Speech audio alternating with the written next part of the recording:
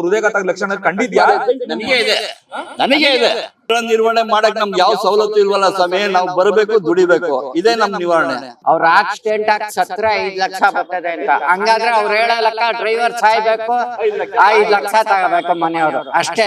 ಒಂದ್ ಕೋರ್ಸ್ ನಮ್ಗೆ ಒಂದು ಟ್ರೀಟ್ಮೆಂಟ್ ಅಂತ ಕೊಟ್ಟರು ನಾವು ಒಂದ್ ಸ್ವಲ್ಪ ಸಫರ್ ಆಯ್ತೀವಿ. ನಮ್ಮ ಹೆಂಡತಿ ಮಕ್ಕಳು ಬದುಕೊಂತಾರೆ, ಅದು ಇದು ಆಪರೇಷನ್ ಅಂತಾರೆ, ದುಡ್ಡು ಇಲ್ಲ. ವಿವೇಚನ ಅಂತ ಒಂದು ಲೇಔಟ್ ಅಂತ ಮಾಡಿ ಆಟೋ ಚಾಲಕರಿಗೆ.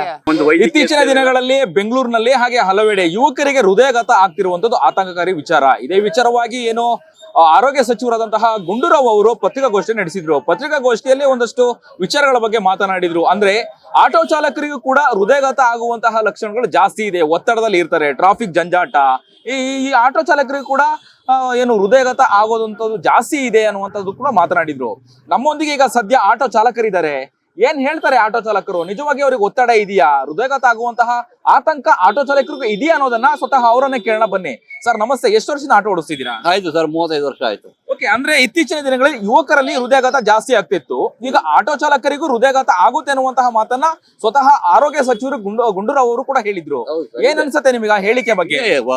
ತೀವ್ರ ಅಪಘಾತ ಆಗಿ ನಡೀತಾ ಇರೋದು ಸಾಮಾನ್ಯ ಅಂತ ಇವಾಗ ಎಲ್ಲರಲ್ಲೂ ಬಂದ್ಬಿಟ್ಟಿದೆ. ಈಗ ನಮಗೂ ಇಲ್ಲ ವ್ಯಾಪಾರ ಆಗಲ್ಲ, ಒತ್ತಡದ ಬಿಸ್ನೆಸ್, ಟ್ರಾಫಿಕ್ ಬಿಸ್ನೆಸ್, ಈಗೆಲ್ಲ ಒತ್ತಡದಲ್ಲ ನಾವು ಇದೀವಿ. ಅಟ್ಯಾಕ್ ಆಗೋದು ಕಾಮನ್, ಅದು ನಮಗೂ ಇದೆ. ಏನೇನು ಒತ್ತಡವನ್ನ ಆಟೋ ಚಾಲಕರು ಅನುಭವಿಸ್ತಾರೆ? ಟ್ರಾಫಿಕ್ ಜಾಮ್ ಆಗುತ್ತೆ, ಇದು ಬಾಡಿಗೆ ಸಿಗಲ್ಲ, ಅದು ಇದು ಅಲ್ಲಿ ನಿಲ್ಲಿಸ್ಬೇಡಿ ಇಲ್ಲಿ ನಿಲ್ಲಿಸ್ಬೇಡಿ ಅಂದ್ಬಿಟ್ಟು ನೋ ಪಾರ್ಕಿಂಗ್ ಅಂತ ಹೇಳ್ತಾರೆ, ಗಾಡಿ ಎತ್ತಿ ಅಂತಾರೆ. ಈ ಟೈಮ್ಗಳಲ್ಲಿ ನಮಗೂ ವ್ಯಾಪಾರ ಇರಲ್ಲ, ಮನೆ ಟೆನ್ಷನ್ನು, ಕಟ್ಟೋರು ಕಟ್ಟಬೇಕು, ಫೈನಾನ್ಸ್ಗಳು ಕಟ್ಟಬೇಕು, ಆರೋಗ್ಯ ಸಮಸ್ಯೆ, ಈ ಎಲ್ಲದ್ರಿಂದ ಒತ್ತಡ ಇದ್ದೇ ಇದೆ ನಮ್ಗೂ.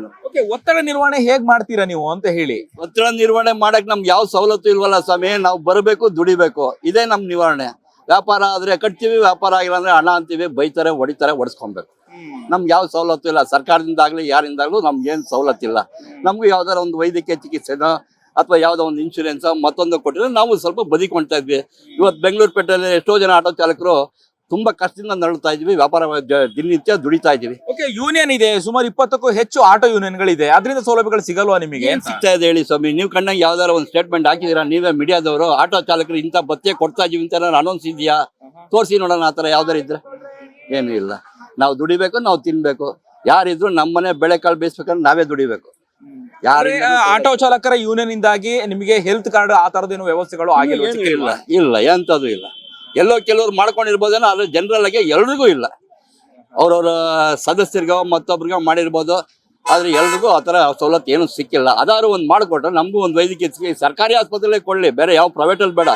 ಸರ್ಕಾರಿ ಆಸ್ಪತ್ರೆಯಲ್ಲಿ ನಮಗೂ ಆಟೋ ಚಾಲಕರು ಅಂತ ಒಂದು ID ಕಾರ್ಡ್ ಇರುತ್ತೆ, ನಮ್ಗೂ ಒಂದು ತೋರಿಸಿದ್ರೆ ನಮಗೂ ಒಂದು ಟ್ರೀಟ್ಮೆಂಟ್ ಅಂತ ಕೊಟ್ಟರೆ ನಾವು ಒಂದು ಸ್ವಲ್ಪ ಸಫರ್ ಆಯ್ತೀವಿ. ನಮ್ಮ ಹೆಂಡತಿ ಮಕ್ಕಳು ಬದುಕೊಂತಾರೆ. ನಮ್ಮಲ್ಲಿ ಯಾವುದೋ ಒಂದು ಹಾಸ್ಪಿಟ್ಲಿಗೋ ಒಂದು ಅನಾಹುತಕ್ಕೋ ಯಾವ್ದಾರ ಒಂದು ಆಪರೇಷನ್ ಅಂದ್ರೆ ಎಲ್ಲಿ ತರೋಣ ದುಡ್ಡು? ಯಾರು ಕೊಡ್ತಾರೆ? ಓಕೆ, ಹೃದಯಘಾತ ಅಂತಂದ್ರೆ ನಿಮಗೆ ಆತಂಕ ಬೇಡ, ಅಂದ್ರೆ ಜಾಗೃತಿ ಬೇಕು.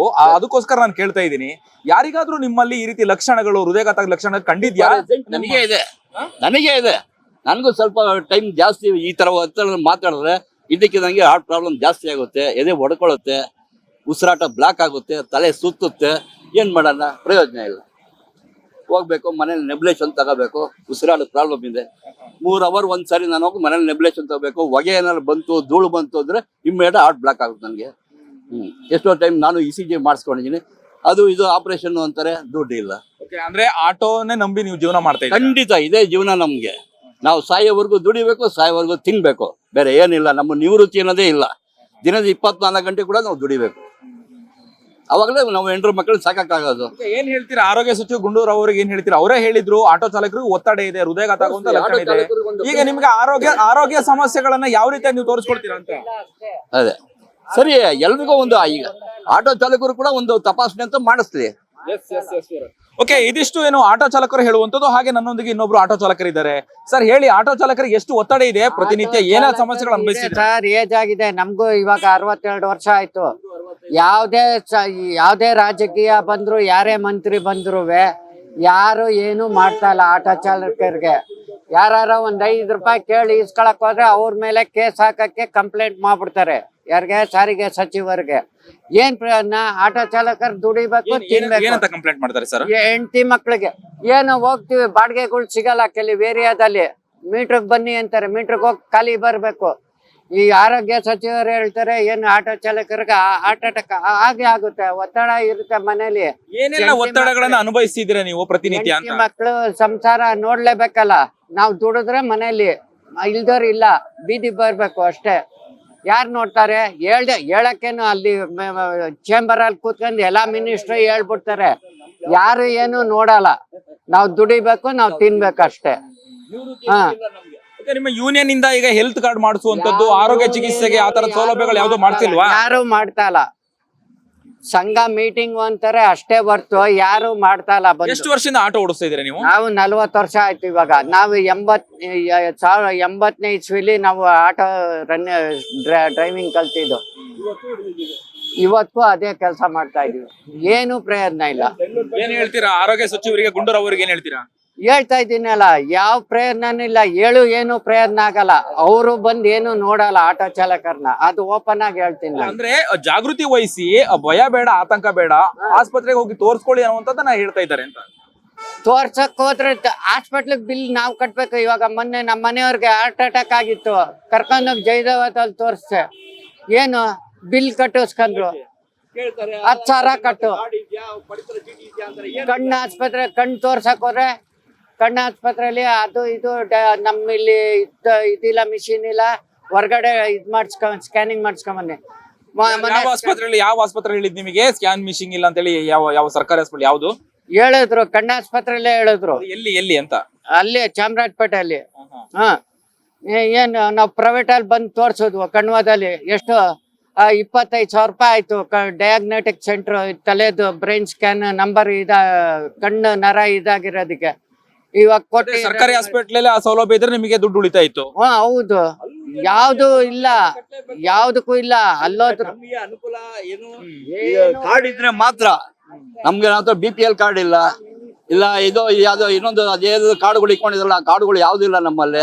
ಅವಿದ್ರೆ ಏನೋ ಒಂದು 100 ರೂಪಾಯಿಗೆ ಒಂದು 60 ರೂಪಾಯಿ 50 ರೂಪಾಯಿ ಮನ್ನಾ ಮಾಡ್ತಾರೆ. ಇನ್ ಮಿಕ್ಕಿ ಕಟ್ಲೇಬೇಕು. ಯಾಕೆ ನೀವು ಹೆಲ್ತ್ ಕಾರ್ಡ್ ಅನ್ನ ಮಾಡಿಸ್ಕೊಂಡಿಲ್ಲ? ನಿಮ್ಮ ಆರೋಗ್ಯ ದೃಷ್ಟಿಯಲ್ಲಿ ಹಾಸ್ಪಿಟ್ಲಿಗೆ ಹೋಗುವಂತ ಸನ್ನಿವೇಶಗಳು ಬರುತ್ತೆ, ನೀವ್ ಯಾಕೆ ಮಾಡಿಸ್ಕೊಂಡಿಲ್ಲ ಅಂತ ಹೇಳಿ. ಒಂದು ಮಾತು ಹೇಳ್ತೀನಿ, ಹೆಲ್ತ್ ಕಾರ್ಡ್ ಅಂತ ಮಾಡಿಸಿದ್ರು ಅವ್ರ ಏನ್ ಹೇಳೋದು, ಅವ್ರ ಆಕ್ಸಿಡೆಂಟ್ ಆಗಿ ಸತ್ರ 5 ಲಕ್ಷ ಬರ್ತದೆ ಅಂತ. ಹಂಗಾದ್ರೆ ಅವ್ರು ಹೇಳೋ ಲೆಕ್ಕ ಡ್ರೈವರ್ ಸಾಯ್ಬೇಕು, 5 ಲಕ್ಷ ತಗೋಬೇಕು ಮನೆಯವರು ಅಷ್ಟೇ.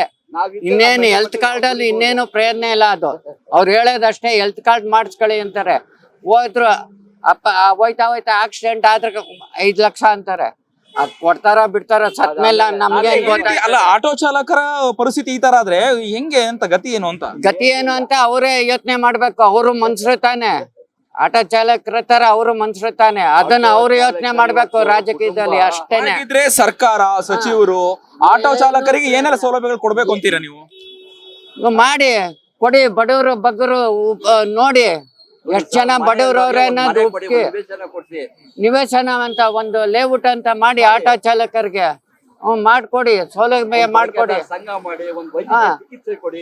ಓಕೆ, ಇದಿಷ್ಟು ಆಟೋ ಚಾಲಕರು ಹೇಳುವಂತದ್ದು. ಕ್ಯಾಮ್ರಾ ಪರ್ಸನ್ ಲೋಕೇಶ್ ಜೊತೆ ಅಭಿಜಿತ್ ಗಣೇಶ್, ಕರ್ನಾಟಕ ಟಿವಿ, ಬೆಂಗಳೂರು. ನಾನು 86 kg ಇದ್ದವಳು 71 kg ಬಂದಿದ್ದೀನಿ. ವಯಸ್ಸಾದ್ಮೇಲೆ ಸ್ಮಾರ್ಟ್ ಆಗಿ ಕಾಣ್ತೀರಾ ಅಂದ್ರೆ ಜಿನ್ನಿ. 126 kg ವೇಟ್ ಇದ್ದು ನಾವು ಈಗ 114 kg ಲೆಕ್ಕ ಬಂದಿದ್ದೀವಿ. ಯಾವುದೇ ಸೈಡ್ ಎಫೆಕ್ಟ್ ಆಗಿಲ್ಲ ನಮಗೆ. 84ರಿಂದ 50 kg ಬಂದೆ, ಆಮೇಲೂ ಸಣ್ಣಗೆ ಫಿಟ್ ಆಗಿದ್ದೀನಿ. ಅದಕ್ಕೆ ನಾನು ಯೂಸ್ ಮಾಡ್ತಾ ಇರೋದು ಜೀನಿ ಸ್ಲಿಮ್. 84ರಿಂದ 50 kg ಬಂದೆ, ಆಮೇಲೂ ಸಣ್ಣಗೆ ಫಿಟ್ ಆಗಿದ್ದೀನಿ. ಅದಕ್ಕೆ ನಾನು ಯೂಸ್ ಮಾಡ್ತಾ ಇರೋದು ಜೀನಿ ಸ್ಲಿಮ್. ಸಣ್ಣ ಆಗಕ್ಕೆ ಜೀನಿ ಸ್ಲಿಮ್ ಯೂಸ್ ಮಾಡದೆ ಹೆಲ್ದಿನೂ ಅದೇ. ನೀವು ಸಣ್ಣ ಆಗ್ಬೇಕಾ, ಹೆಲ್ದಿ ಆಗ್ಬೇಕಾ? ಹಾಗಿದ್ರೆ ಜೀನಿ ಸ್ಲಿಮ್ ಯೂಸ್ ಮಾಡಿ. ಸಣ್ಣ ಆಗೋದಕ್ಕೆ ಯಾವುದೋ ಪ್ರಾಡಕ್ಟ್ ಹೇಳ್ತಾ ಇದ್ದಾಳೆ, ಏನಾದರೂ ಸೈಡ್ ಎಫೆಕ್ಟ್ಸ್ ಇದೆ ಅಂತ ಯೋಚನೆ ಮಾಡ್ತಾ ಇದ್ದೀರಾ? ಖಂಡಿತ ಇಲ್ಲ, ಯಾಕಂದ್ರೆ ಇದು ಕೆಮಿಕಲ್ ಫ್ರೀ. ಸಣ್ಣ ಆಗಬೇಕು ಅಂದರೆ ಜೀನಿ ಸ್ಲಿಮ್ ಯೂಸ್ ಮಾಡಿ. ಹೆಚ್ಚಿನ ಮಾಹಿತಿಗೆ ಕೆಳಗೆ ಡಿಸ್ಪ್ಲೇ ಆಗ್ತಿರೋ ನಂಬರ್ಗೆ ಕಾಲ್ ಮಾಡಿ. ಬೆಂಗಳೂರಿನ ಸಮಗ್ರ ಸುದ್ದಿಗಾಗಿ ನೋಡಿ ಕರ್ನಾಟಕ ಟಿವಿ ಬೆಂಗಳೂರು.